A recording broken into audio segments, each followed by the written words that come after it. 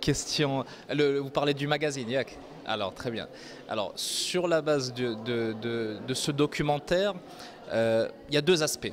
Le premier aspect, il est strictement journalistique. Et sur le plan journalistique, on a eu affaire à quelque chose qui ne vaut même pas, qui n'a même pas le niveau d'une chaîne locale en France ou ailleurs. C'est-à-dire qu'en termes de construction, en termes de travail journalistique, en termes d'image, en termes de tournage, en termes de récit, ce documentaire-là est vraiment indigne d'être diffusé dans une télévision et encore moins dans une télévision d'envergure nationale et en France. Ça d'une, c'est par rapport à la forme et par rapport à l'aspect journalistique et je trouve que malheureusement, même si c'est pas trop une manière de faire que de taper sur les collègues, sur les confrères, mais là en l'occurrence, ils ont été tellement mauvais qu'on ne peut pas dire autre chose.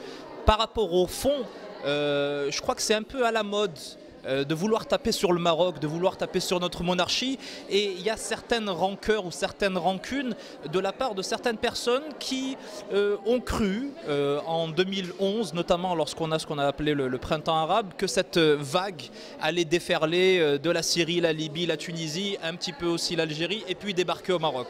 Il n'en a rien été pour plusieurs raisons, parce que le Maroc a des institutions solides, parce que Sa Majesté Mohamed VI a eu l'intelligence de réagir à travers son discours de mars 2011, parce qu'il y a eu de véritables réformes institutionnelles, parce qu'il y a eu un véritable changement, il y a eu une nouvelle constitution, la parole a été donnée aux citoyens, ils ont eu l'occasion également de se prononcer aux législatives précédentes, aux communales qui ont suivi, puis aux prochaines législatives.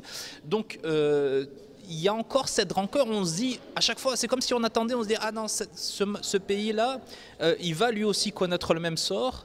Et puis il y a cette déception, et la déception, ça ne fait que nourrir cette rancœur. Et on trouve tous les précédents, et puis ça fait vendre quoi, ça crée un buzz énorme. C'est vrai que de taper sur le Maroc, de remettre en cause la monarchie, d'essayer d'aller gratter là où il n'y a pas grand chose en fait à gratter, parce que tout est finalement connu et su et visible, eh bien ça fait un peu vendre, ça fait un peu de buzz sur les réseaux sociaux, sur internet, etc. Et puis au final, comme je l'ai écrit d'ailleurs sur Twitter, comme le disait un grand président français, Jacques Chirac, au final ça fait pchit. Et là en l'occurrence ça a fait pchit.